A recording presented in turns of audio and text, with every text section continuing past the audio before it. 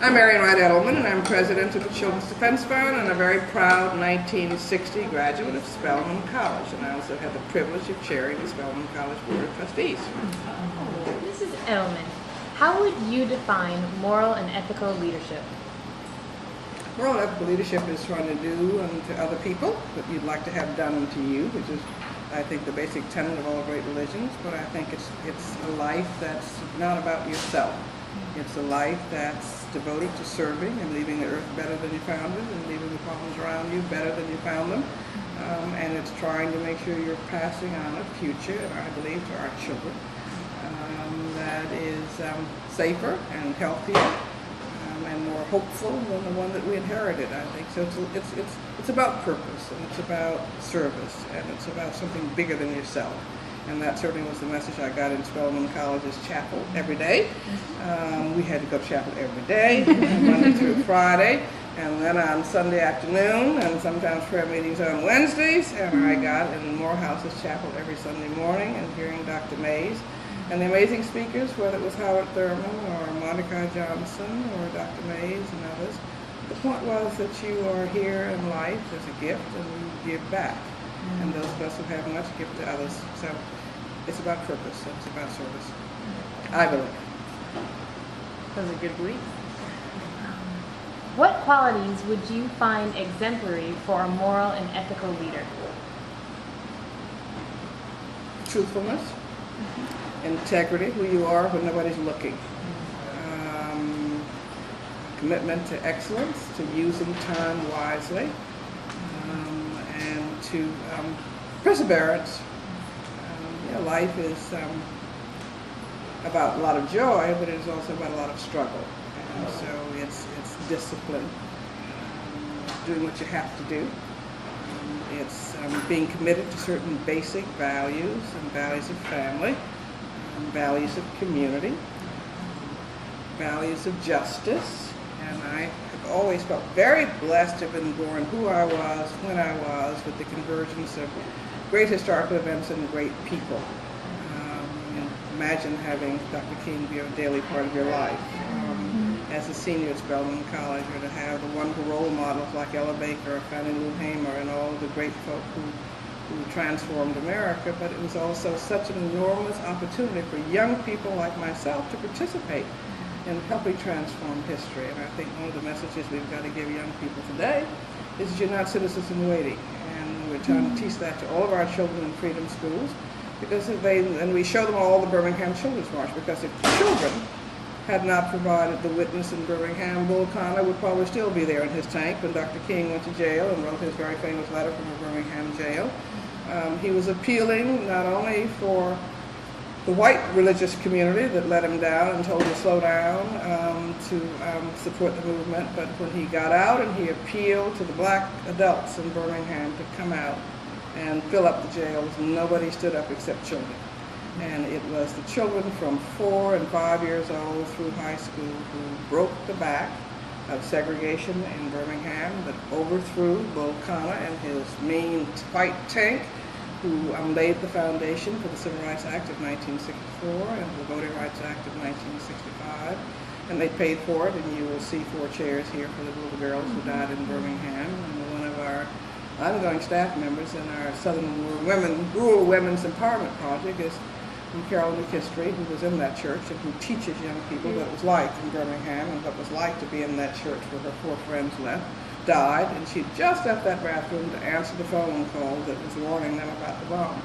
But I think that it was children in Jackson, Mississippi, who set up cattle prods and filled up the playgrounds, and it was children who desegregated the schools all over the country. And while lawyers and brave parents who wanted a better life for the next generation of black children were heroes too, but it was the children like Ruby Bridges and Little Rock 7 and the children here in Clinton, Tennessee, right across from Haley Farm, which was equally violent to Little Rock, just got overshadowed by Little Rock, who sat in these schools day after day being harassed and tortured, and their parents were being put out of their homes and bombed and lost their jobs. But it was children who were the foot soldiers of the civil rights movement. And we've got to reinstill in you all and in younger children, and that's what we're trying to do through our freedom schools. And I want some freedom schools in Atlanta University Center.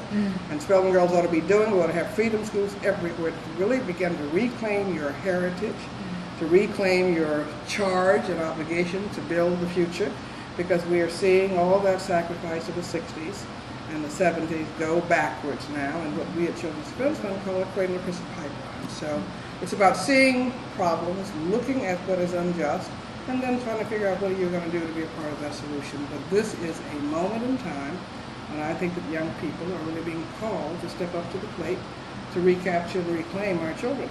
And so, but it's about doing what needs to be done to bring about a more just society.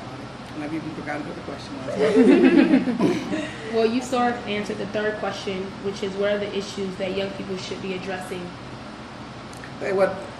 We are so proud, and I am so proud of Barack Obama. I am so proud of what everybody did to sort of, break through this barrier of race at the top. In fact, I'm proud of Hillary breaking through the barrier of sexism at the top. And so last year was an extraordinary year for kind of trying to pierce through some things that had been perceived as impossible. But while we all need to rejoice, we need to be recognizing that there are two Americas and there are two black Americas. And while we can applaud the progress that we made in having our first African-American president, and he's extraordinary, and he's an extraordinary role model, and their family, she's as smart as he is, is an extraordinary role model of these two young, bright girls, and this wonderful partnership between a brilliant First Lady and the President. There is another thing going on in this country, and it's a downward mobility among millions of black children who are poorer than they have been and who are being sucked every year by the hundreds of thousands into a cradle to prison pipeline at younger and younger ages.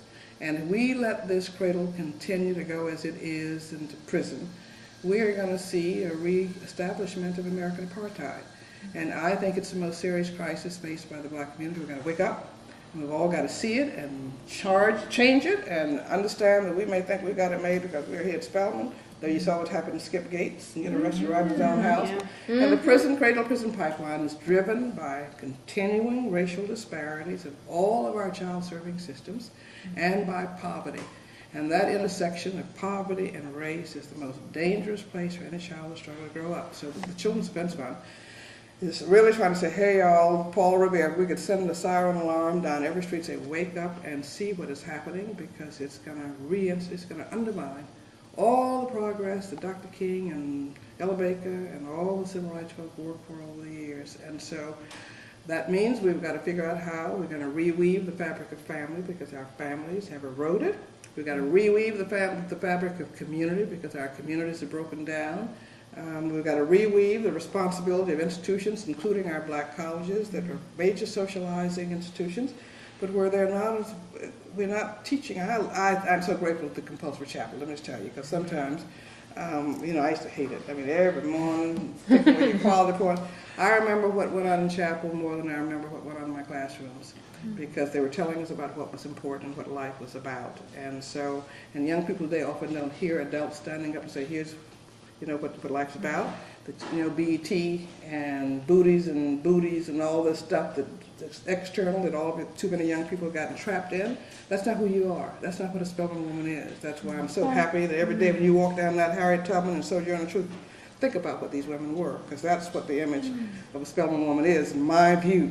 That anybody freed them from slavery, and then when they freed themselves and didn't let anybody say that you as a woman was a second-class treatment, because they knew who they were as children of God, and they knew their obligation to respect and help other people realize the fact that they were sacred beings. And so everything they did after they freed themselves was to go out and help free others. And we've lost that sense of community and obligation that we've got to reestablish in our community. And I grew up in bad, segregated schools.